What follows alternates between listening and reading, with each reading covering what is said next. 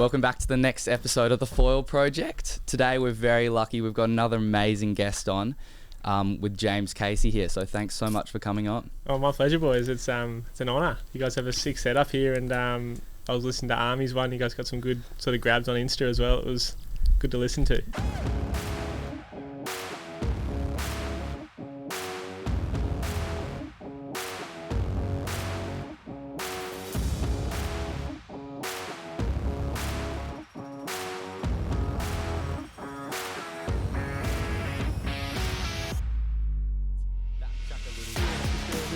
Straight into it. Yeah, maybe start with what was your first experience of water sports? When did you get introduced to anything to do with the water? Yeah, so I grew up on Narrabeen Beach, just by North Narrabeen, actually quite a famous surfing beach that had a CT event there a couple of years ago. Yeah. And so my mum and dad both surfed, and dad skateboards, and mum was she was an amateur world champ. She won an event in Cornwall, England of all places.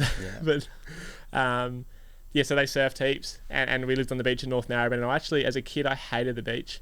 Yeah. Just the sand and the sun, and look at me now. But it's Big change. I actually hated sitting on the beach and all this. I hated the sand on my feet, and we lived on the beach, so I was like, I don't want to go to the beach. I remember that as a kid, just not liking it. Yeah. I always loved the water, but the actual beach, I didn't love. So, I don't know. I guess I grew up doing it. I remember Dad pulling me along on a boogie board. Yeah. As a kid, on the sandbanks when they're flat, and you're pulling me along like that. And that's one of the earliest memories I have of the beach for sure. And building sandcastles and stuff like that. So I was always on the beach, but for swim training or something, you don't like the idea of going to it. Yeah. But once you're there, you enjoy it. It was kind of like that. I hated the idea of going to the beach. Once I was there, I always loved it. So was it surfing then that was the first sort of experience? For sure, but I remember there was a year that mum and dad put me into it was Manly Surf School, and so we were up at Palm Beach, and actually a mate of mine I follow with now, Matt Granger. Yeah. He taught me to surf up at Palm Beach, and just on soft tops and surf school sort of holiday program, and mum and dad pushed us into waves earlier than that, but that was the first time I really sort of started surfing, and then we used to go up to Crescent Head, which is a beautiful point break up in sort of mid-north or northern New South Wales, and or sort of more Port Macquarie area. But yeah, it's a great wave. And I remember we used to go there every year from year 2 onwards or something. Yeah. So, and I was notorious for being the first out at dawn, and then the last in at dusk. So I would literally surf all day. And when the wave was good, the campsite's right on the point, and I'd wake up, have some food, be first on the point, still dark, surf as much all day, and I'd run, you do a lap of the point, stop in at the campground, shove my mouth with food, and then keep going back out.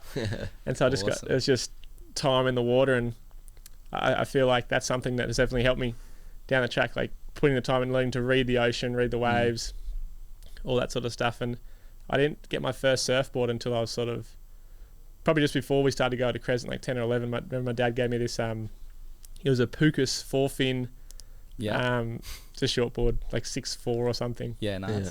Remember Dad, this is your board, it's just one of his old ones. You can have this board. And I remember thinking, yeah, I'm doing it now. Yes, nice. Yeah. But well, I feel as soon as you get your first fiberglass, then you're really hooked. Yeah, I don't think I'm not sure it went much better than what I was using before, but just the fact that it's a fiberglass, I'm doing it now.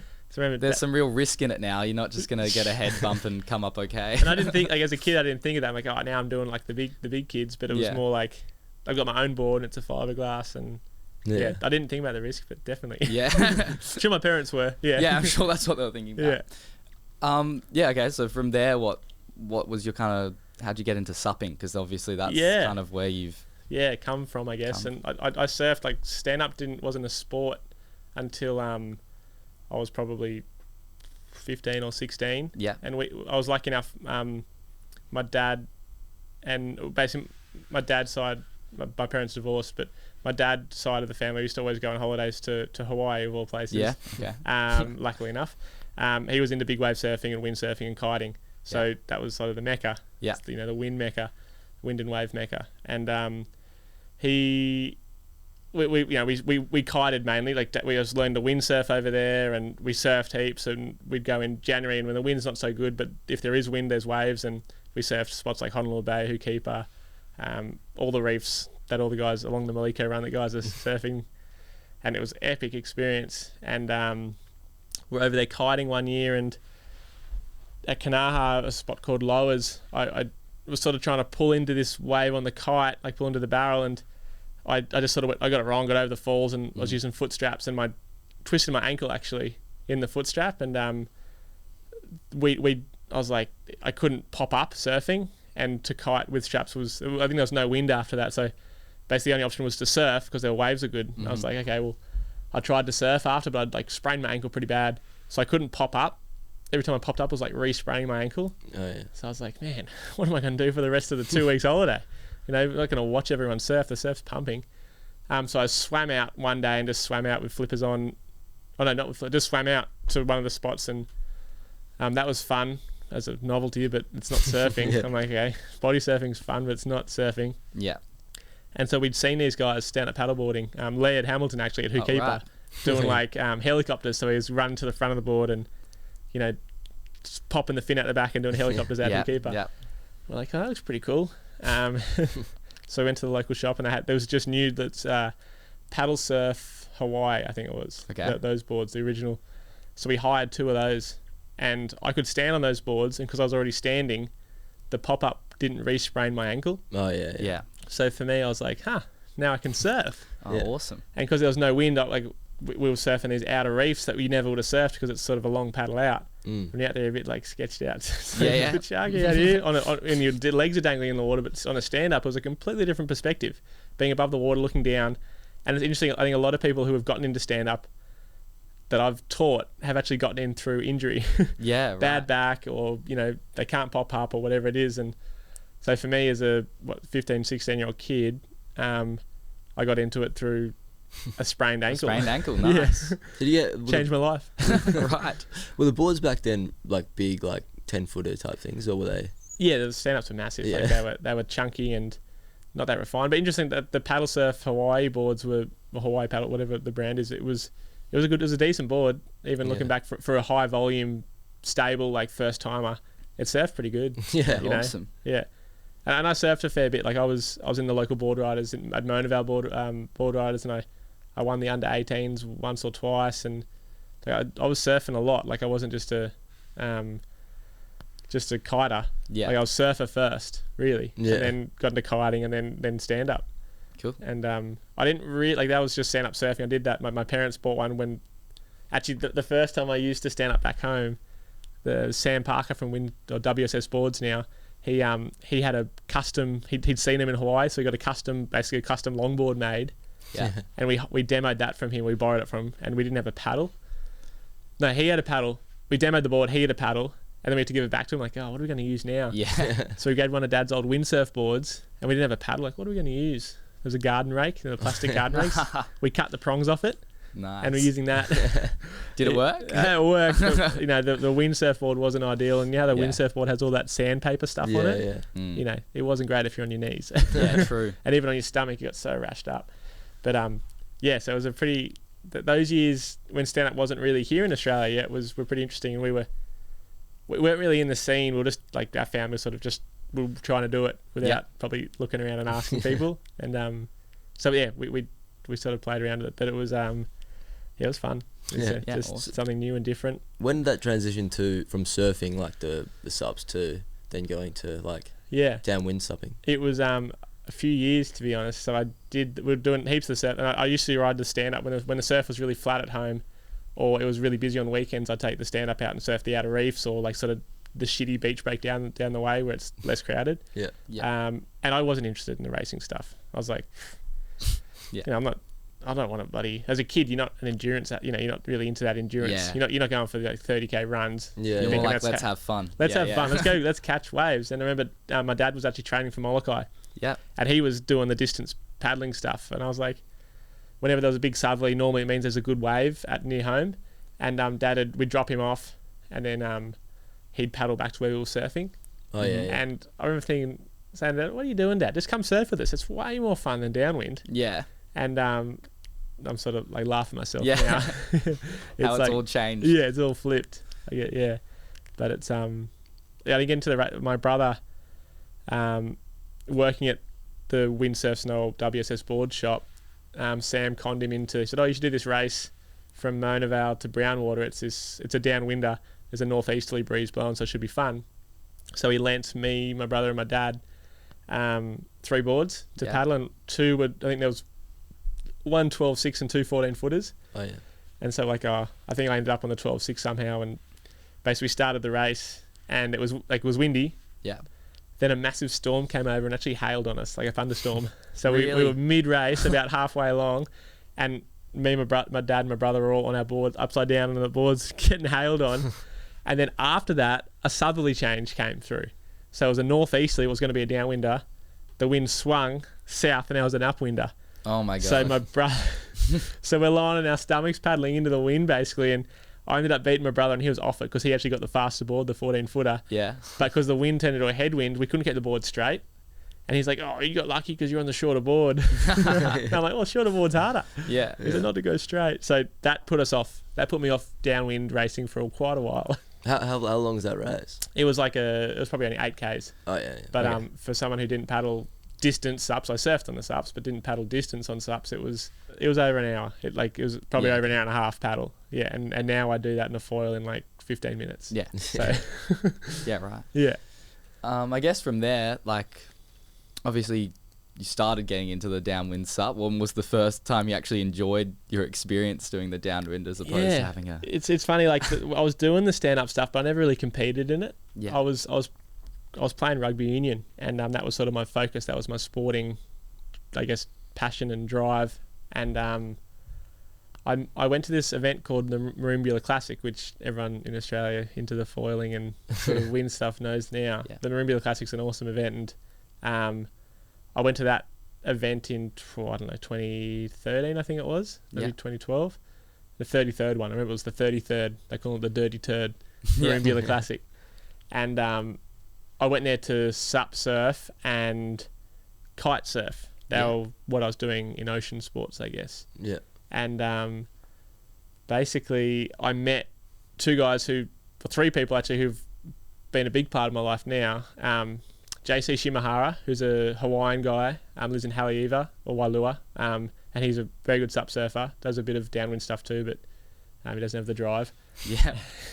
And then Toby Cracknell, who isn't doing anything SUP anymore, but he's a super talented guy, really good runner, good distance ocean paddler and surfer too. And then Kai Bates, who's a really good SUP surfer. Not sure he's good enough to be a world champ, but he's just hasn't put it together yet, I don't think. And then also Sam Williams, who she was sort of looking after JC, so he was just a kid. Oh yeah. And basically those 4 people kind of became mates with, and actually went after that event's in November. In February there was the APP Sunset Beach Pro, so it's just you get to surf Sunset with 3 other guys out when it's pumping. So I was speaking to these guys and hanging out with them the whole event, and they're like, "Oh, you should come to Sunset," because JC was going back to Hawaii. I'm like, so Toby, Kai, and I all went to Sunset and stayed at JC's place, and I went through the trials and I qualified for the main event, and I lost the first round, but that meant, because I qualified, I was seeded into the next event if I wanted to go, which was in Brazil, and I was like, let's do it. I've qualified for the world tour for this stand-up thing. I'm like, I'm gonna jump on this, and so I managed to scrape funds together and get to Brazil. Yeah, and there was a race there as well, and I'm like, I've raced before once. Yeah. I think I'd started doing a few races at that point, but like had never downwind paddled before. Yeah, and I actually managed to get a hold of an inflatable board to do the sprint race over in Brazil, the World Tour sprint race, and I made the final on an inflatable against guys on hardboards. So I was like, I'm not bad at this. Yeah. And so, when you get success without doing much work, you think, I might try a bit harder with this. If I put a bit of work in, I might do better. So basically I did that and did a few events, and basically because we went to Hawaii most years in July, and anyway, I went over to Hawaii and did the first Malika run and downwind, and had done a few races. When I got back, I did a few races in the 20 beaches and a bunch of other races back home in Sydney, and it all sort of melds into one, but it was all just like, it all happened in like 6 to 12 months, and I was going from never racing a stand-up to on the world tour. Yeah, racing yeah, them. right. Yeah. Sorry, going back to you having the inflatable board and them all on hard tops. Yeah. Like the design aspect in that, how has it changed from like then to like how you, or maybe not the foil boards specifically, but like late in your downwinding career? Yeah, massive. So I have to point out I did pretty well in the sprint race, but there was a distance race the day after, and I got absolutely flogged on the inflatable. Yeah. It was an upwind, and I was like bouncing all over the place, and the sprint race was in pretty smooth water, so I could muscle the inflatable board because I was strong from playing rugby. Yeah. But in the distance, I was not strong enough to keep with it. So that's why I needed a hard board for the next race, and I actually got sponsored by JP soon after that. And I basically signed with them because I love their surf sups. The boards are really good, but their race boards weren't so good. But they wanted me to come on and sort of help guide them to make a good race board. And we tried for a few years to sort of make it work. And basically their flat water boards are really good, but their downwind boards needed work. And that's basically leads us on to meeting Marcus. Yeah. And that whole relationship. And the main thing for me was the designer at JP didn't do it. He didn't paddle a race board.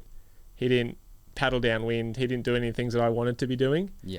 And so I actually went to Hawaii one year and I used an SIC. I was sponsored by JP, but I bought an SIC board because I'm like, well, this is what everyone's using. It's the board. Yeah. And then, it went fine. But there was this little, on the 14-foot boards, we were using these dugout boards. Like the Starboard Ace was the sort of the best downwind board at the time. Yeah. And coming to Western Australia, I met Marcus and Ben Tardrew, and they had their boards that they'd made, and they talked about, we spoke about design and that sort of stuff, and I was riding this flat deck JP, a fair bit of rock, and it was fun when it was really windy, but it wasn't that windy, didn't glide that well between the bumps. So Marcus, actually made by Matt Notich, they actually spoke, and Marcus designed a board for Matt for Molokai the year after. It's been 2016 or 2017. And basically I heard about it. I'm like, if Matt's getting one, I want to get one. Because I was not using my board sponsor anyway for it. So I paid Marcus to make a deep board for me. And that was the beginning of our relationship, I guess, as rider, designer kind of thing. Kind of snowballed pretty quickly. Yeah. Epic. Yeah. Well, one thing I remember when we talked to Marcus, one thing I remember him talking about was building this honeycomb board or something. Yeah, the Nomex board. Yeah. So what kind of time period was that in relative to what you've that just was been pretty talking about? relatively recent. So basically, we did the deep board, and the construction of those boards were a bit light, a bit fragile. Yeah. And then the year after, Marcus signed, or basically Sonova approached Marcus, Kelly Margetts and myself to sort of help them with the race. They called the race unit, so SUP race unit, to design a board, like free reign, design what you want, we'll make it for you, and we'll give you the boards. Yeah. So we're like, what is this? Yeah. Where do we sign, kind of thing. But Sonova was a little brand, and so it was a bit of a risk for us. And I guess we sort of helped them grow, but it's been a pretty good relationship ever since. So that happened. So we were making boards with Sonova and able to, they were, so not an unlimited budget, but they were letting us test a lot of unlimited boards. We sort of got through probably 6 or 7 prototypes of unlimited boards, which at that time, no one was testing boards that much, especially not unlimited boards. We really wanted to win Molokai. So we did all that, and then we sort of got to a design that we really liked, we were happy with. And Marcus and my dad, basically, because Marcus used to come over to Hawaii with us when we were doing Molokai, and we'd get in these conversations at the dinner table talking about boards and how do we get it better, how do we get an advantage, and just talking about stuff that we love, just frothing out. Sort just of like the mad scientists of downwind riding. Yeah, exactly. So and basically Marcus was like, well, these boards are great, but the great thing about Sonova boards, which is what they for surfing, is the flex in the boards.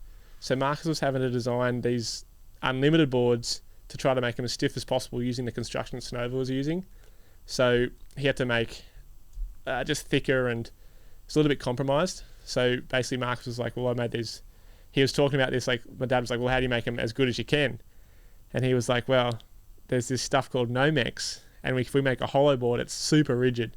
It's basically what they make yachts out of, like America's Cup Yeah, yachts. I think Marcus is the is the brains. Marcus so is the cool. brains behind all that sort of stuff. Yeah. Not me. But I'm like, mate, if you think it's the best stuff, let's do it. Yep. And how much do you need? I'll save up a bit of money and we'll put it towards it. So Mark's like, all right, let's do it. And basically we made these boards, and Marcus pretty much went broke doing it. Yeah.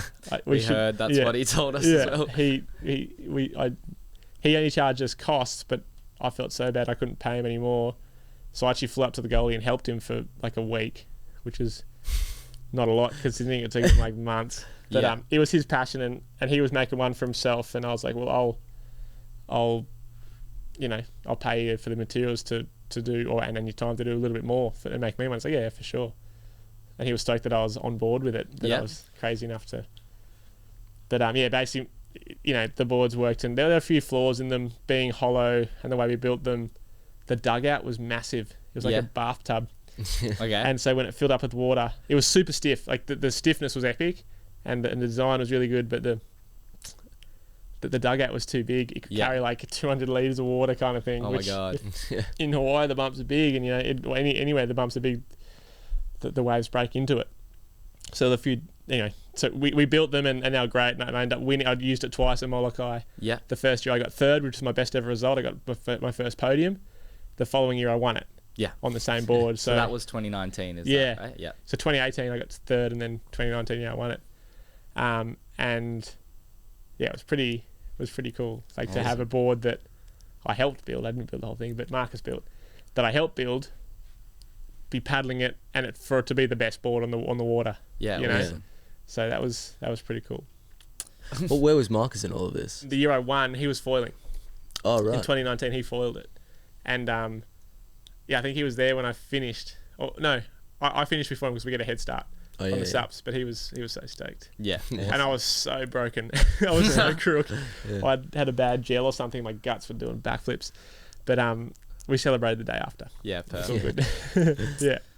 One thing I just feel like we've sort of skimmed over a little bit is during this period of time, what were you doing for work? Like, was this Yeah. your job? It's a or? good question. When I was home, I was working at a company called Weather Zone. Yeah. That I did climate science at university. Yep. So I got this job as a casual at Weather Zone. And casual worked pretty well because when I was away doing races, I could get the time off, Mhm. and when I was home, I could work. I'd also just started doing my own coaching stuff with stand up.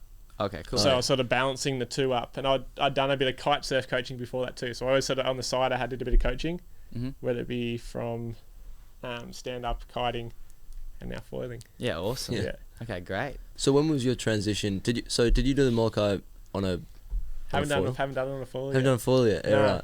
Oh, because that's what my next question was. When did you transition to do it on a foil? But Next year, hopefully. next year. Great. Yeah.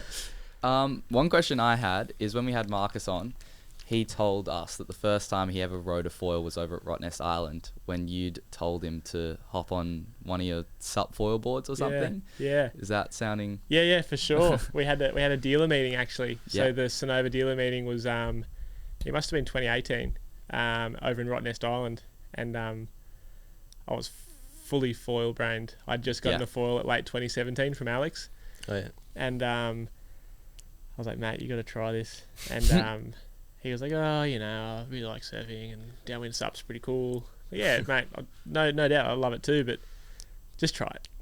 Yeah, You yeah. know? And out at Transits was where he Yep. had first tried it, and yeah, it was a good trip. Yeah, I awesome. foiled a lot. The waves were pumping, and I was foiling waves I shouldn't have been because the waves were good. Yeah. So where do you see it going? Like, if the camera can't see, you might have to zoom out. But there's a board behind you that's pretty thin. Yeah. If you're looking at width wise. Yeah, there's foil boards started, sort of the first foil board I got, Bert Berger actually designed it for me because I think Marcus was still just focusing on the race stuff, and I went over to Thailand and said, Bert, we got to do this foiling thing, and he designed me a 7.2 by 24.5. Yeah. That was the first sup foil board I got made from Sonova. Yeah. Which is interesting because you look back at it now and it's like, oh, we've gone backwards and then back to where we were. Yeah. Okay. So 7.2 24.5, which Is quite narrow. quite really. narrow for. It was interesting. It was a square though. It was like a Okay. Big rectangle. box. Yeah, it was a Yeah. rectangle. So it was long and skinny. Mm. We then there was that whole obsession with all foilers to go see how short we could go. The shortest spot I've ever, I guess, got Sonova to make was a 310, I think it was. Yeah. And it was a Macca's tray.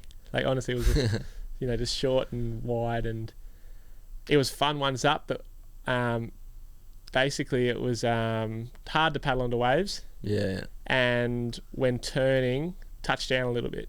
Yeah. So interesting looking back at it now with the downwind stuff.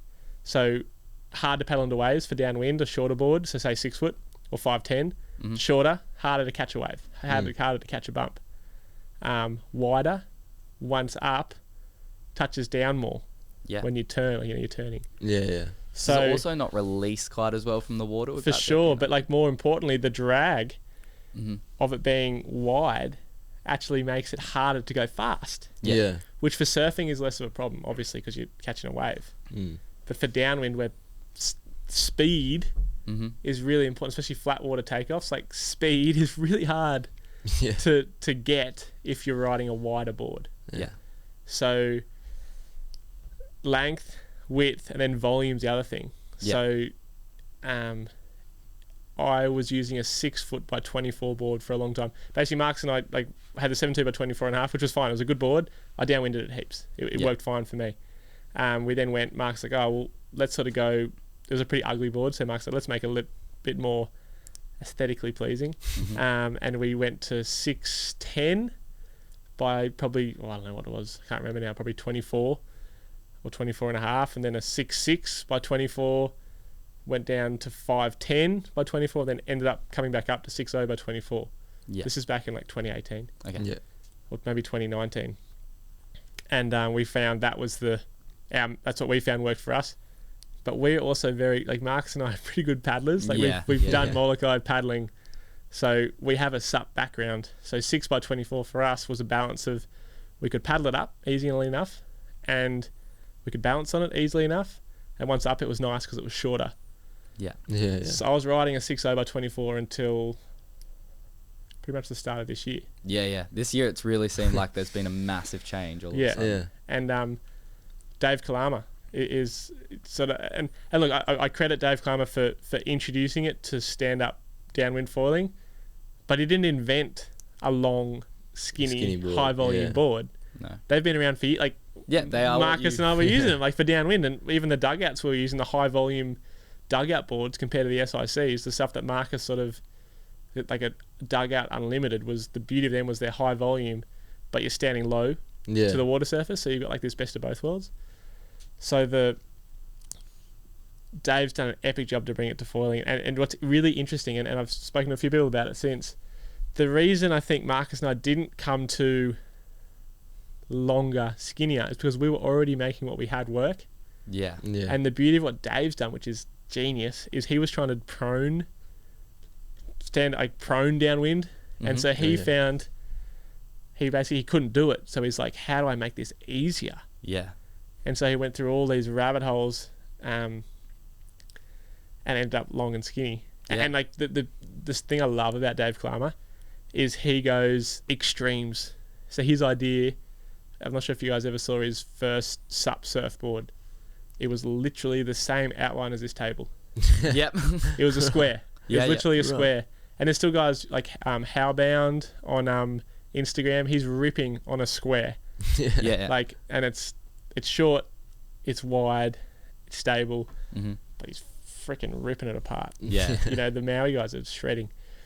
And on Dave's boards, and like I remember that was when I first saw it. I'm like, that's a Macca's tray, for a stand up, and hard to paddle straight, but once up on foil it turns really well. Oh, yeah. So Dave was like, okay, that's working for that. That's the advantage of that. He then went to downwind stuff, and this is what I've seen from Dave, not his. I'm Yeah. trying to be in his brain. Then he goes, okay, well that works for that. Okay, now I want a downwind. How do I go faster? And he had the E3, and a few of the other climber boards were nothing special. Sort of mediocre length and mediocre width. Mhm. Then the Barracuda came along, and it's like, well, what is this thing? 5 Yeah. by 32. You know, it's not 5x32. It's definitely longer and skinnier than skinnier than 32 and longer than 5. But keep the dimensions hush hush because you know doesn't want everyone to copy him. I guess. Yeah. But long and skinny got him going prone. Then you figure I can actually stand on these prone boards. Let's downwind them Yeah. as a Yeah. sup, and it's freaking boomed. Like how's Yeah. the brands Yeah. that and the beauty of these longer skinnier boards is that it makes it easier for people to get into it that are Yeah. learning. It's more accessible to. Way more accessible. So before Marcus and I, like when I first learnt to downwind foil, I went to the shop in Sydney, WSS Boards, and said to Sam, mate, this is the future. This is epic. This is in like Yeah. 2017, 2018. This is the future. He goes, mate, you're a freak. No one's gonna be able to do it. And I'm Yeah. like, I'm telling you, it's not that hard with the right equipment. Yeah. They're like, yeah, but the equipment's not here yet. It's not ready. I'm like, whatever, but I've told you. Yeah. Fast forward to 2022 and And it's here. yeah, it's here. And so it took 5 years. Gear isn't going to do all the work for you, No. but it'll certainly get you closer. It definitely does. Yeah. Yeah. And if you still can't do it with the best gear, you still got to work. And even with the best gear, you like you're on a 170, I'm sure you want to be on a 120. Yeah. You know, you probably go on a 90 on a windy day here in Perth. That's probably the goal. Everyone wants to go smaller, and it's great to go smaller, but don't go too small too quick is my advice. Yeah. Like Yeah. get used to how the big foil works. Get full runs done, and then once you can do that, on a good day, shift down to a smaller foil and Yeah. think Yeah. about timing and technique, and you'll get it. Well, I Yeah, sort of had a bit of a different story when I went downwinding. I was using a door for a board. I could balance easily enough, but I just couldn't paddle to get fast enough to paddle up on a bump, and I was trying real hard, and I just don't have that experience, I guess, supping at all. Yeah, there's two things going on, I reckon, for downwind. And look, you need a certain amount of speed, that's for sure, but that comes with technique and paddle practice for sure. Mhm. The second thing is timing. For downwind, once you have a certain level of balance and paddle power, timing is actually more important than Yeah. paddle technique. Yeah. Yeah. So if you're paddling at the wrong time and like you're paddling on an uphill, Oh yeah. you will Yeah. never get up, no matter how big a foil you're using. Even if your paddle technique is perfect, if you're paddling uphill, you'll never get going. Whereas if your paddle technique's shit, but your timing is spot on, Yeah. as long as you can balance on the board and you can generate a bit of speed, you'll get up on a downhill. Yeah. But Yeah. on an uphill, Never. never. So I kind of stir Jeremy Riggs up a bit. I don't mean to stir him up, but his flat water tricks, flat water paddle ups, I call them party tricks. Oh yeah. And there's no disrespect. I think what he's doing is amazing. He's pushing the envelope, and it's actually developed the board design and foil design a lot, I think. Yeah. It's a good thing to practice. Definitely, I believe in it. I think it's awesome. But a person that can paddle up in the flat water doesn't mean they can paddle up in the bumps, no matter how windy it is. A person that has good timing and can't paddle up in the flat water will paddle up earlier than someone who can paddle up in the flat. You know what I mean? So an understanding of the ocean, understanding of downwind, how bumps work, and bumps. Notice I use bumps, not waves. Yeah. Bumps are really different to waves, and you just got to find those downhills and preempt those downhills, so you're getting up on foil with speed on the downhills. Yeah. And no matter how good a paddler you are and how good if you can paddle up a big foil in the flat, doesn't mean you can paddle up a big foil in the bumps. It actually can be harder if you're looking at the wrong stuff. Yeah. Yeah. The first thing what we realized yesterday is that if you're not coming into any SUP experience, which I think probably the majority of people who are going to get into downwind foiling don't have SUP experience, For sure. like, how do you paddle in a straight line? Because that's what That's a good no question. That's the money question. Yeah. yeah. So, start in the flat water. Like, for those learning to SUP, no one wants to. Like, it's like going to the, in Thredbo, you go to Friday Flats to learn to ski or snowboard. Yeah. It's Friday Flat. The run's called Friday Flat. It's flat. Yeah. You just need to learn the fundamentals of how the equipment works. With a paddle, we need to control the variables that we can. Yeah. And in the ocean, there's wind, there's swell, there's bumps, there's rebound off the reef, there's rips, there's all these things that you can't control. Go to a lake or even a pool, like a big pool. Or the river. Or yeah, a river. for us Yeah, in river or Perth, lagoon or just any kind of flatter water. And we went to the river this morning. It was blowing its head off easterly, and it was pretty bumpy. Yeah. We had to paddle to the other side of the river. It was smooth over there. But get control of aerials, make it flat, and you can work on stuff like balance, Yeah. like paddle technique, like paddling straight. Yeah. And paddling straight is one of the things that you need to learn in the flat before you go to the ocean, because balance is an issue in the ocean, and paddling straight helps you balance because you're not going around in circles. Yeah. And I guess the biggest tip, I've got my paddle there, but I'll sort of with my hand. So if this is my board Mhm. and this is my paddle, to go straight, you want to think about putting your paddle in the water and then lifting straight up. So if you're looking, so down, but if you're looking at the camera, it's down and then straight up. If I angle the paddle across when I pull out of the water, Mhm. that's going to turn me to the left. Obviously, if my paddle's here and I'm pulling this way, the water's going this direction, which pushes me to the left if I'm on the right side. So if I want to turn, I'll just start next to the board and paddle away from it. Yeah. If I want to go straight, I paddle down the rail and lift straight up. If I want to go back to the right, I want to start away from the board and paddle towards it and then along the rail. Or just towards it, towards your hips. Okay, cool. So that's how you steer. That's like a 101 on Yeah. how to, Yeah. and I do that every flat water clink. I did it this morning. We literally went out in the water, sat down on the board and said, this is how you paddle straight, this is how you turn, and this is how you turn towards your paddle. Yeah. So sweep stroke to turn away, Mhm. straight stroke to paddle straight, Yeah. and draw stroke or J stroke to paddle towards your paddle. Okay. Yeah. So we can literally turn left and right Just with one side. from one side. Yeah. Which is but you're not gonna learn, like I can explain it to you on here, But Yeah. you can't. but you're not gonna get it first go. It'll take some time, and I recommend starting sitting on your board with your legs in the water and practicing those strokes Mm. sitting on your board, Mhm. because then there's no balance and you figure out, you understand what the strokes are doing. If you're standing up, there's so many moving parts. Yeah. Stand up's hard. Stand up paddling is a lot harder than people think, Yeah. for two reasons. One, you're standing up, and the other thing is, because you're standing up compared to kayaking or outrigger canoeing, we have three movement points: our ankles, our knees, and our hips. Mhm. In a ski or an outrigger, you control all that because you're just sitting on your butt like we're sitting here. Yeah. So it's all from the upper body. Is Or that? you literally, you're balancing from your hips to your shoulders, and not a lot moves hips to shoulders. No. Whereas knees, ankles, and hips, there's a lot going on. Yeah. You need to basically make that foundation below our hips, that foundation strong, and not move too much. Yeah. So that's one of the things I go through a lot. How do we make that strong so we can paddle and have good balance and not be falling over all over the place and have the board moving everywhere and not be able to paddle straight? Yeah. Cool. There's a bit on with stand Yeah. up. So then also that also locks in with the pumping. So through your stroke, when should you be at Yeah. your on your front foot and your back foot? Yeah, good question. And for flat water especially, speed's more important than pumping to start with. So you need to be able to paddle to a certain speed. So say I'm using I don't know, the biggest foil I know, the PNG 1310. Mhm. Say I'm using that foil. Say it lifts at, say, 8 k's an hour. Paddling a 6-foot board to 8 k's an hour, It's pretty hard. it's pretty hard.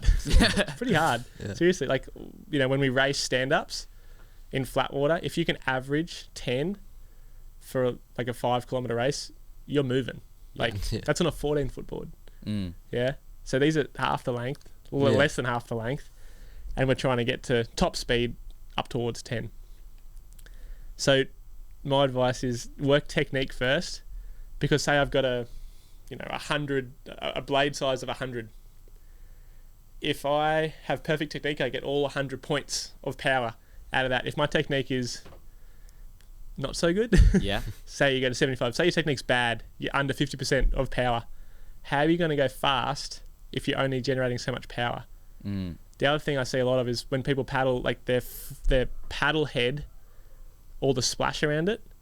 Foilers know that if there's turbulence around the thing they're trying to create speed from, Doesn't work. it's not going to work. So as soon as you breach a tip on some foils, it just drops out, Or if you get, hit some white water, all the turbulence you feel, Yeah. the foil just doesn't work as well. Yeah. It's exactly the same with the paddle. If the paddle's not working to its optimum, Yeah. to its maximum efficiency, you're losing out on power, you're losing out on speed. Okay. For people getting into SUP, paddle technique is more important if you want to get up in flat water anyway. Yeah. Paddle Yeah. technique's a big one. And that's something I do a lot in the clinics. I We go through a lot of stuff, probably over like too much, but it gives everyone the best chance to create the most speed and power out of their paddle without being a really, really strong guy. Yeah. Yeah. Right. Well, so there's also that pumping question, but there's also like you can spend as much time as you like in the water, but there's definitely some boundaries there. What would you recommend doing like out of the water to like help? Well, I'll answer the pumping question first because it sort of leads on from what we're talking about. People ask like, is it front foot or back foot, and when am I doing what? And I think the beauty about this, like especially flat water or downwind foil starts on the SUP, is the pumping technique is actually really similar with a paddle as it would be once you're up on foil. Oh yeah. So when you're paddling, you do your catch, and I think about like planting the blade, and as I plant the blade in the water, I'm actually pushing. I'm trying to get all my weight down onto the blade. Yeah. I do my stroke and power phase, and I'm still sort of pushing down on the board, trying to load this, like get my body weight forward. And then when I release the blade, like so there's catch, power phase, exit, and then recovery. Yeah. So when I start to exit, I think about lifting up. And people talk about, a lot of people talk about the back heel lifting off the board. You get that heel lifting off, and that's unweighting. I think that's a good cue. But for those that are learning, think about more unweighting your entire body. If we're sitting here and you just unweight your heel, I'm doing it out with my leg, my bum's still on the seat. Yeah. But if I unweight my shoulders towards my ears, do you feel yourself get lighter on the seat? Yeah. So I think shoulders to ears. Other people think like knees to chest and all these other things, but it's all the same advice. But don't just think the heel off the board's going to do the work for you when you unweight. You have to think about jumping forwards. Yeah. Back into that next stroke. It's like a jump upwards and forwards back into like... Yeah. On top of that, you can't just go from trying to keep the board flat and going for speed. So this is another thing. When you're going to go for just speed, just from paddle power, like if I'm paddling a race, I'll try to keep my board as flat as possible for a SUP race. When I want to sprint, I'll bounce a little bit more. But if I bounce too much, I actually lose a lot of speed. Same with foiling. If I bounce too much, I actually submerge the nose and I lose all my speed, or I stall the foil and I lose all my speed. Right. So the bouncing has to be gradual. So you can't go from, say I'm going 10 Ks now, then I go for lift off, big angle, high angle of attack means high chance of stalling. Yeah. So just think a little bit up, a little bit down, a little bit up, a little bit down, a little bit more, a little bit more, a little bit more, and then you get up and up. That's a huge one. Everyone does it, especially when they're learning. They get their speed and they go, I'm ready to get up on foil, and they launch it and they get clearance, board out of the water, and then they just go slap. Yeah. Stall out. It's the worst feeling. Yeah. I work so hard for that speed and I lose it in one pump. Yeah. So I think little pumps. Plane on the runway is the way I think about it. When I flew over here from Sydney, the plane doesn't just go 50 metres and take off. It goes like, 500 metres. Yeah. And then it starts to think about taking off. It doesn't take off like this, like a rocket ship. It gradually builds. A rocket ship can go straight up because I got heaps of power. Yeah. We don't have heaps of power. No. In terms of foot pressure, think both knees bend at the same time. Like it's we're not doing all front, all back. All back. We're going down, and it's just like boom, boom. So it's both feet. And if you watch some videos of guys pumping, you'll actually like good efficient pumpers. Both knees are bending almost at the same time. If you play it in full speed, you won't be able to notice the difference. If you slow it down to like, real super slow mo, you'll notice on the down pump, their front foot is slightly more. There's more pressure on the front foot at the start, and then slightly more at the end. Yeah. And the flatter you can keep your board, the better. Yeah. Yeah. Sorry, I just thought of another thing.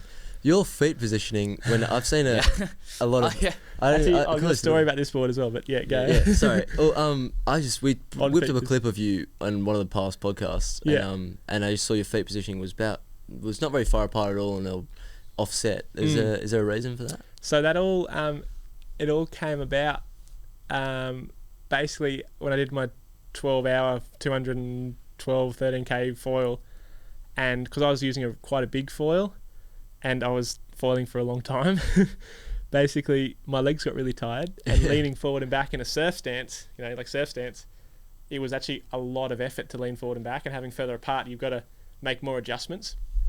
The closer you move your feet together, the less adjustments you have to make. Yeah. And the adjustments you make are less too, so it's more efficient. So I started that day with my stance like this, front foot, back foot, and then I gradually ended up to like this. So by going offset, it actually allows my feet to be closer together, so my leverage is less. Yeah. Yeah. Somehow it came into my surf foiling too. What do you think about it? Like, how do you feel about the stance? Because I would feel personally you get like if you're learning how to do it, you'd probably not recommend doing that stance. I think a narrow stance is good, but a offset stance, maybe not so much. Not so much. When I first was teaching, I thought, down the stringer line, down the middle of the board was going to be the best.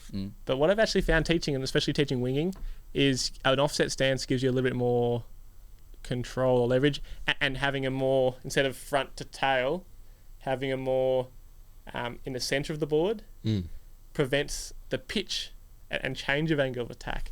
So having your feet closer together, and obviously if your feet are this close together, you got no control. But if you go a little bit wider, so toe side to heel side, there is a little bit extra control without the pitch movement.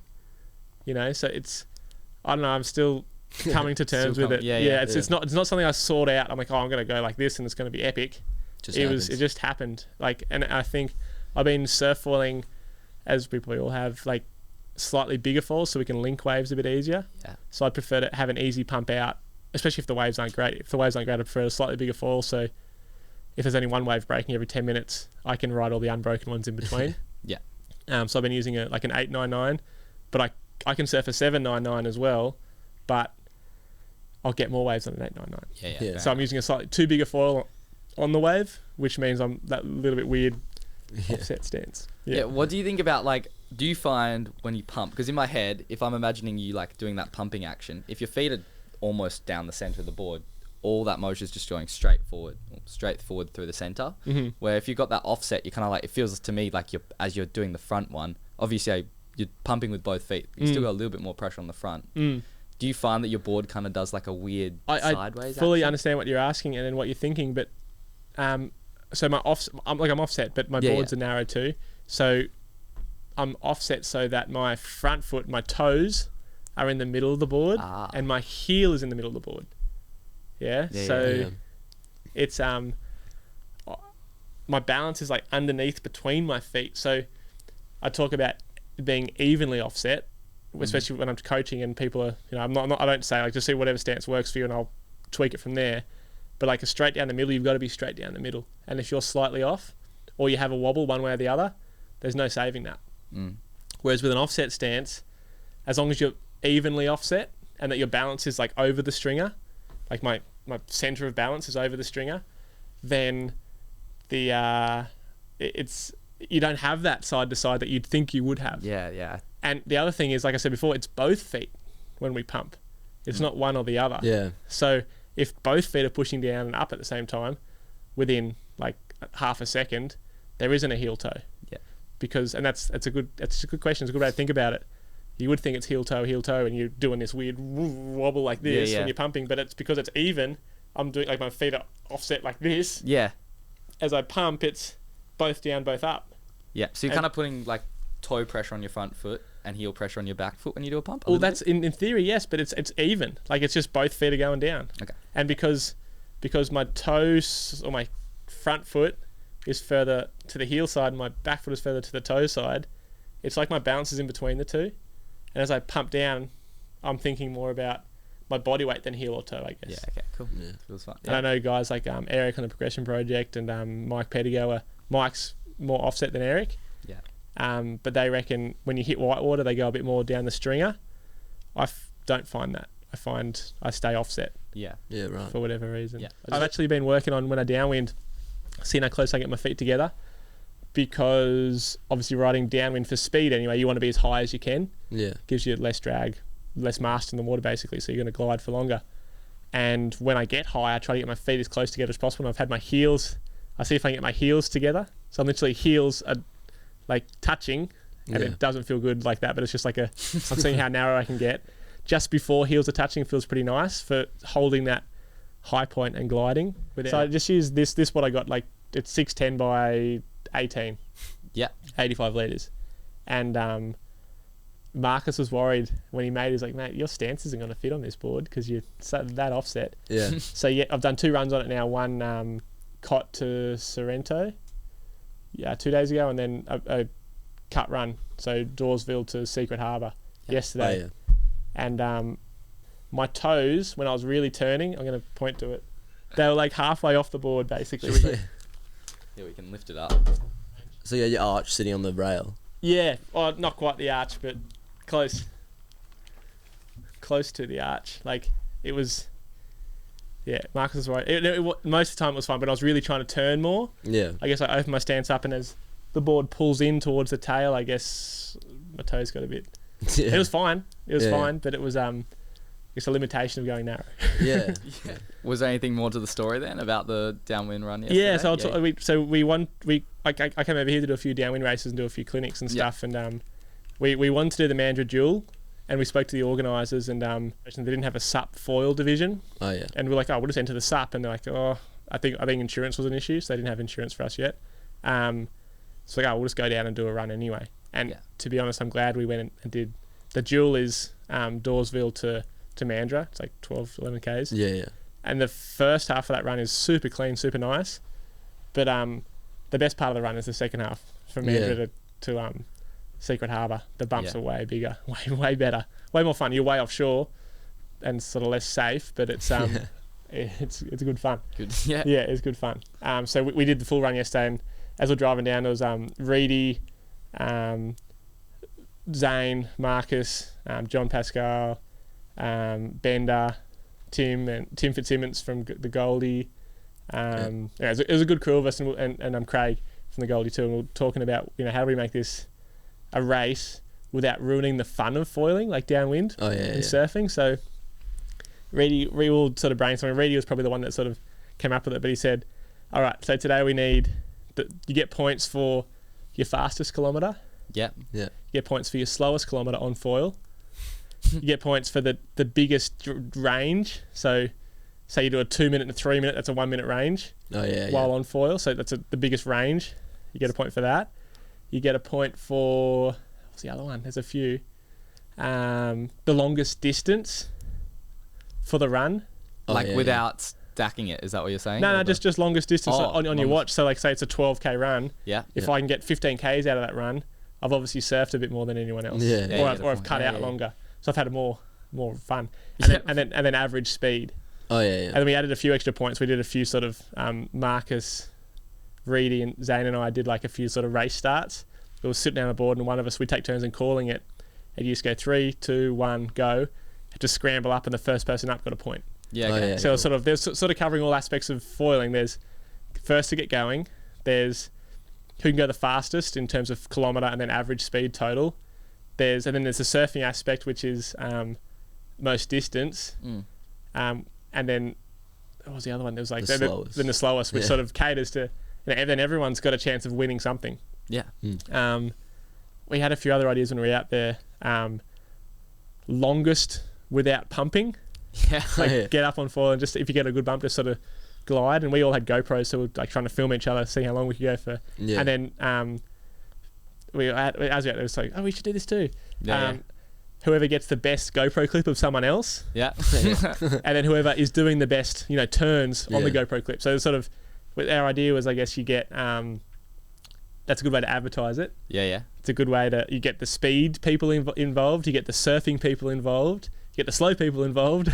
Yeah. Trying to cover all aspects and sort of, lend itself to, like, I love foiling, I love downwind foiling, but to go fast, you're just going straight and up and over. Yeah. And you're pumping a lot. Yeah. So I'm trying to think of a way, how do we make this not just a, Formula One sort of style, fastest foil wins.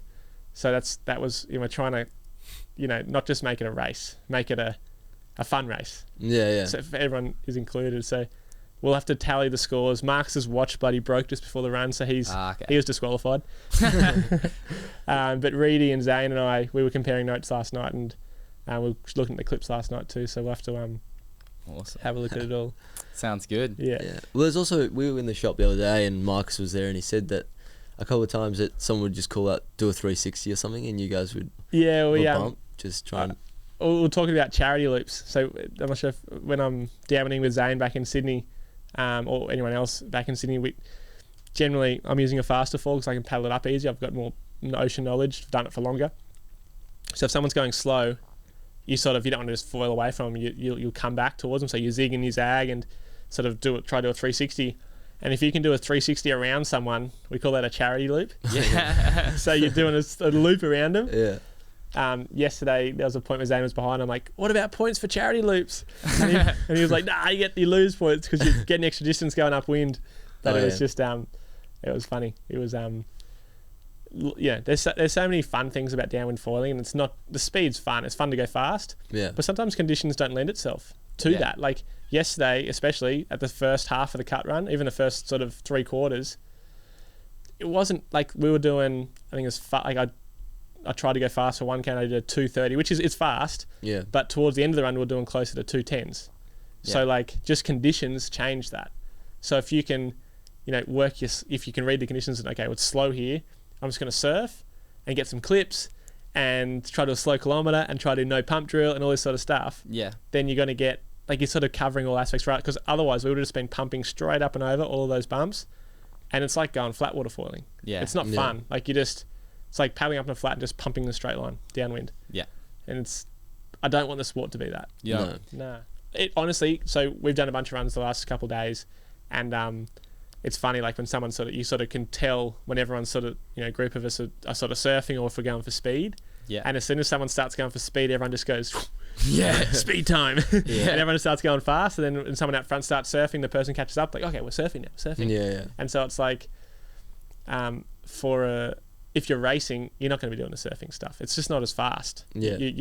You're washing up a lot of speed, doing turns, and you can use that speed to go up and over bumps.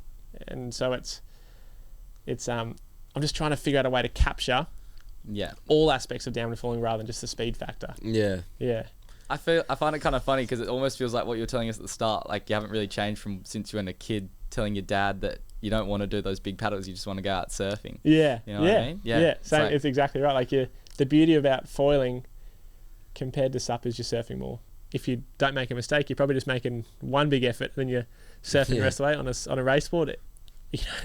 50, 60 of those efforts, and you're still at the front of the race with 50 or 60 of those efforts, because you can't, not as efficient, obviously. Yeah, they're bigger.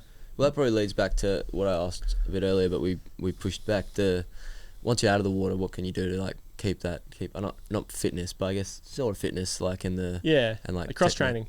Yeah.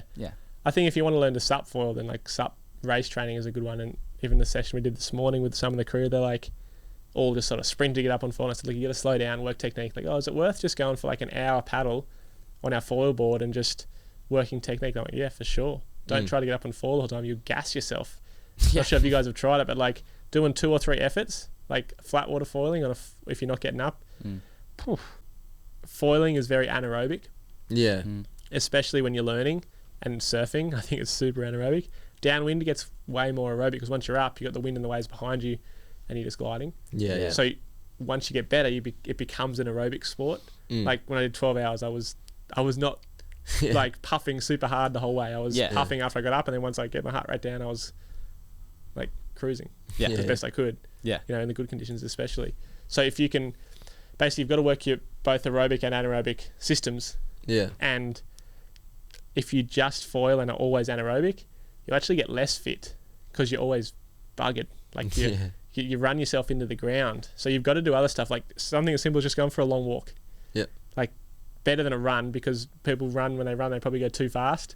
Heart rate's too high. Run themselves further into the ground. Yeah. Go for a cycle or a walk or a swim. Really good just to sort of, for half an hour, 45 minutes. And just don't stress yourself. Just go nice and easy and slow, and you build up. It's like allows your body to recover. Yeah. Whereas if you always foil and you're just like pumping your bum off and you're sweating and you're working, you actually get less fit because you're just fatigued. Yeah.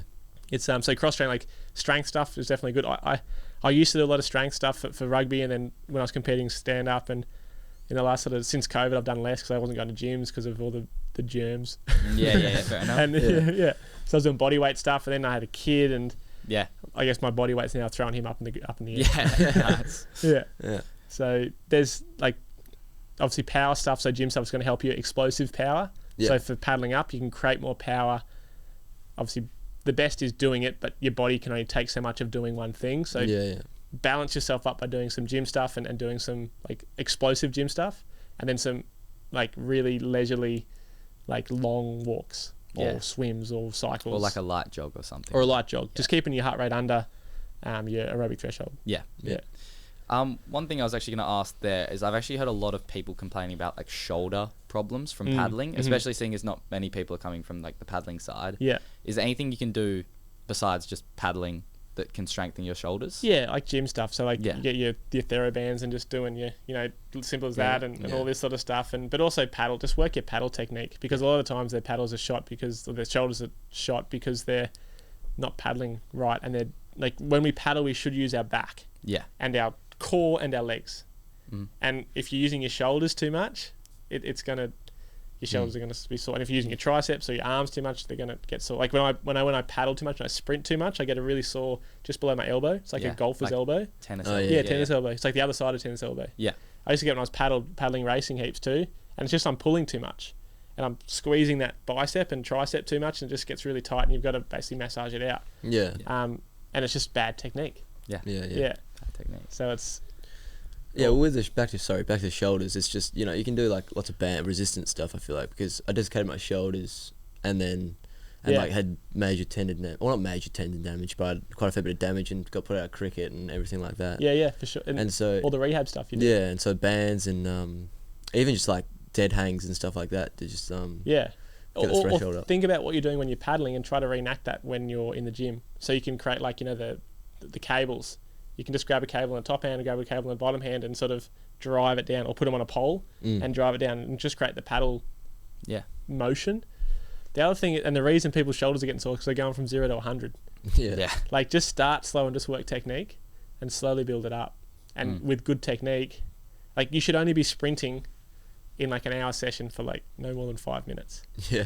So have good recovery in between your sprint efforts to try to get up, and work technique in that recovery.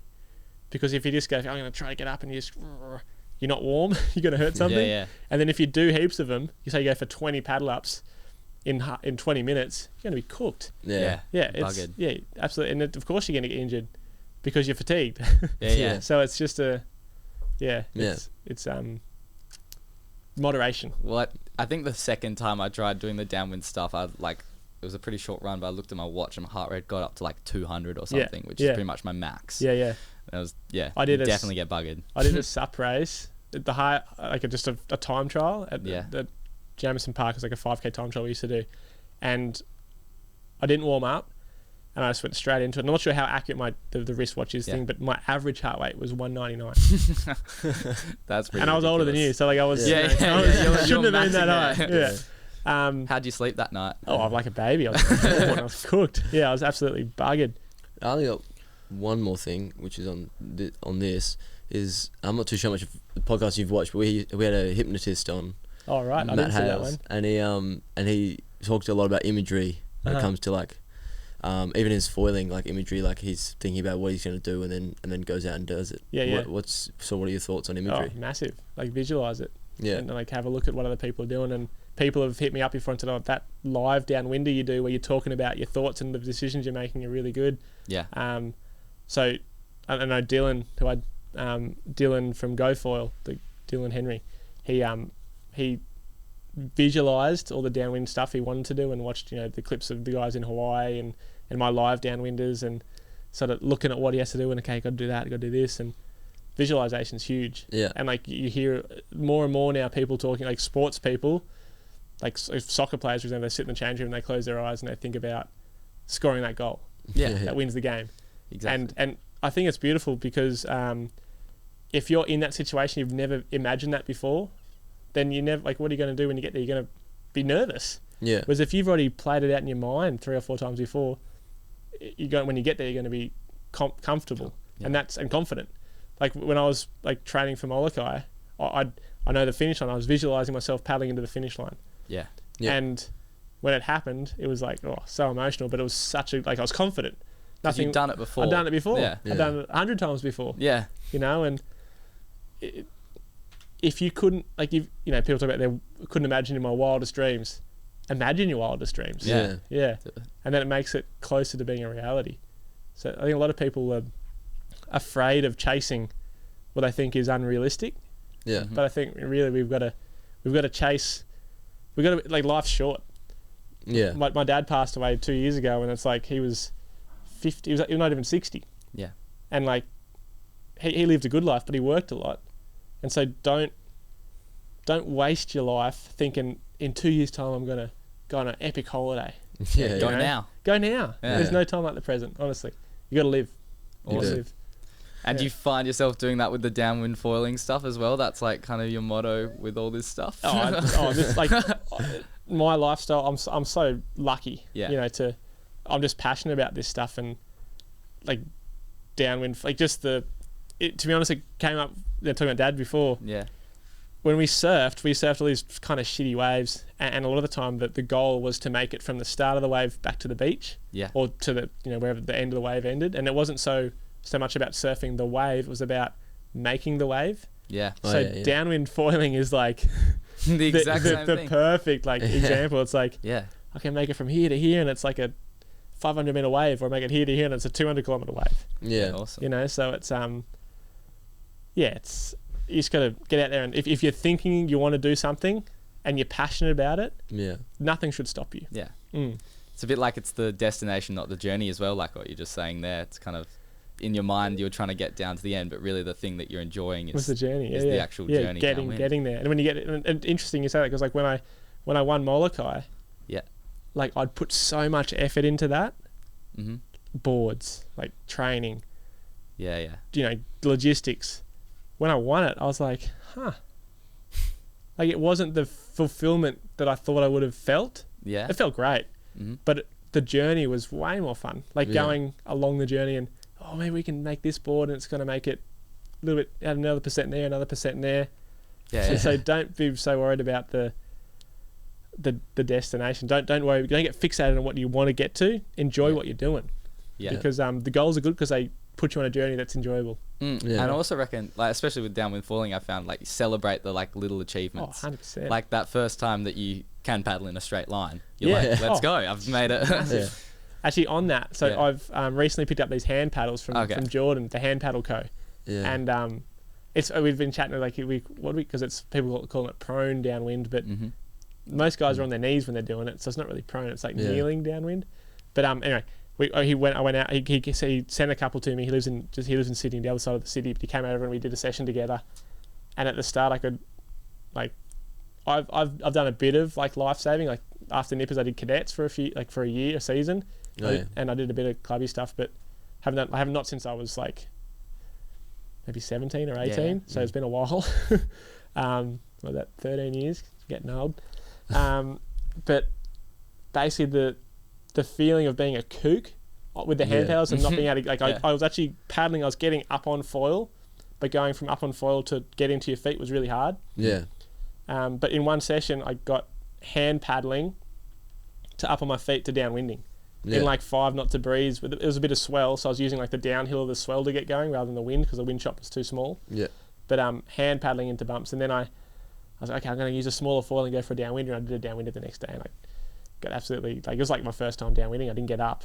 Yeah. And I gave myself, I was on a time schedule, so I had a kilometre to get up, and then there was a point break that I could chip in and I could downwind back home. And so I tried to get up for a kilometre, and it took me about 10 minutes, and I chipped in and, got going, and it was sweet. But like the feeling of not getting up spurs me on to sort of try. It's good being bad at and learning something and improving. So Yeah. Yeah. celebrate the improvements, because Yeah. it's Well, as well as when you get really close to doing something, and then you're just even more motivated just to Keep going. crack it. And yeah. Zane almost paddled in yesterday. There was sort of waiting for someone had weed, and we were sitting down, and there were a few bumps, and Zane was trying to paddle in with his paddle in his back and sort of paddling in like prone, no hand paddles, like proper like surfing. And there was a good bump, and he's like, "Oh, my paddle!" So he threw his paddle to me, and he paddled for this bump. He got so close to getting in. Yeah. It was a wave, like it was Yeah. one of those rogue wedges. Yeah. But I think there's and if you got it, we would have been stoked. Like and the local boys, Reedy and Marcus and all those guys try prone paddle up every now and then. They get them every now and then. Mm. But it's the consistency. I'm interested to see what the prone paddling does. I think it's I don't think. Look, I've done one session, I got up, so that's pretty good. Yeah. That's Yeah, pretty yeah. good success rate, right? But I was using a massive foil, And then I tried a smaller foil and couldn't get up. Actually, a foil that is bigger than I would normally downwind and couldn't get up. So I was like, oh, okay. So I got to, obviously I didn't take my own advice and go small steps. Yeah. I wanted to see what the limitation was, and I went too far. Yeah. Yeah, I found a limitation. So I think the prone paddling is really interesting. But on that, I guess I was saying to the crew this morning, like paddle technique, I was, positive angle, lean forward, heavy catch, stance, all these paddle technique things. When we're paddling with hand paddles, the like I talk about a positive angle with your paddle, you got to get that in so it creates lift rather than pushes you down. With hand paddles, if we're on our knees, it happens automatically. Like we're paddling and our hands go forward, that's our positive angle. And we pull back to our knees and then we lift up. Yeah. So it's exactly what we want to do when we're paddling. We're literally putting the paddle in, coming back to our feet, then we're lifting up. Yeah. With our hands, that's automatic because it's attached to our shoulders. Yeah. It's how we swim. It's how we work. So it's really interesting. I think I don't think prone paddling will ever be faster or easier to get up for downwinding. I think there's limitations because you're lying down and you're on your knees, you got to pop up. Yeah. Whereas on a stand up, you're already standing and you can sort of pump the board. Mm-hmm. But I think there is a lot of people that can learn prone, and I think it's just the beginning. And I think in a couple of years, it'll be really interesting to see how big the difference is between sup and prone, because I think there's a definite. Would you have to also consider board design and stuff like that for prone? Because I'm sure you'd use definitely a thin board. Like that's like we were using like these ones the other day, and it's like, we could actually go narrower than 18 to prone because our balance is not an issue anymore. Well, then you're thinking, once you're up, your feet are already hanging off. Maybe some if other. you're upset. Yeah, you're right, but that's only when I'm safe. I sort of you just find the edge of the board for my offset stance. But yeah, it's a good point. Yeah. It's a whole, I guess, and the Barracuda was designed for prone paddleboarding. They're standing up on them, so I think there's got to be an advantage in board design for prone because you don't have to stand up. Yeah. So I think they will go narrower, but I don't know what sort of it's hard to predict what's going to happen because it all just goes so quickly. so quick. Yeah. One thing that I feel like we kind of end up missing a little bit is we talked about flat water, but we haven't really got to like timing when you're in the actual ocean. So like one thing that Marcus said to me, which is how I've kind of gone about it the whole time, is you wait for, like, you paddle slowly and then you sort of wait for that moment where it almost feels like you might be on a backwards slope. Yep. So you can kind of sense that there's something behind you. Yep. But you're not really sure. At least I don't really know like what's actually there. Yeah. And when you kind of feel yourself like almost roll back a bit, that's when you go. Yeah, no, for sure. That's good advice. Marcus is that's good. king. The best way to think about it is a high point turns into a low point. Yeah. So a really big like peak, like think about a wave like Chopu or Jaws, like when a big wave and you see like a Chopu, you see like they're underwater, like the reef sucks so low that they're underneath the water. So same in downwind, a peak turns into a deep trough. A tall peak turns into a tall or deep trough. So the high point becomes a low point, and the steeper that peak is, the deeper and steeper that trough is too, which is easier to get going. Yeah. So for sure, like, and when I'm coaching, I say, so if we're going this way, obviously you want to be getting up when you're downhill. Yeah. But on a downhill comes after a steep uphill. So what I guess what I've been coaching the last few days is, paddle around, sort of get your bearings. And if you see if you can see a set of bumps coming, it can sometimes make it a little bit easier. So look behind you to see what's coming, or to the side of you to see what's coming. But then when it's arrived, like when it's close, don't look behind you anymore, because looking behind isn't helping us paddle. Yeah. Look at the nose of your board, and when you feel that nose lift up, like there'll be a point where it goes really up high.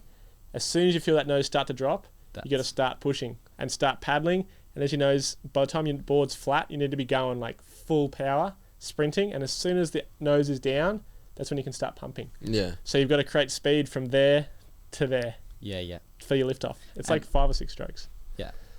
It's timing. Awesome. It's a hard thing. It's a hard thing to get your head around, because normally everyone goes too late. Everyone starts paddling when their nose is down. They get their speed and they go to pump up, and they end up trying to get up on an uphill. Yeah. So we need to start earlier to have that drop, I guess. Exactly. Awesome. Yeah, that is good advice. It's a tricky one to learn. But if and the best thing to do is just sit out there, look downwind, and feel your board go up. And then feel your board go down. So you in your head, you're visualizing. Yeah. When my nose goes up, so I'm gonna start paddling, and when my nose goes down, I'm gonna be up. Yeah. and you can sort of feel it. Was that a steep one? Was that a flat one? Obviously, the steep ones are easier. Yeah. Awesome. Cool. Well, I think I'm all out of questions. Thank you very much for coming on the podcast this week. Yeah, it's been awesome. No, my pleasure, guys. Thanks for having me. This is a sick setup, and you guys are frothing drums, and I'm stoked to watch a few more of your guys' podcasts because you're doing a good job. Awesome. Thanks so much. Yeah. Thanks for watching. Easy. Thanks so much, James. That was Cheers. That was sick.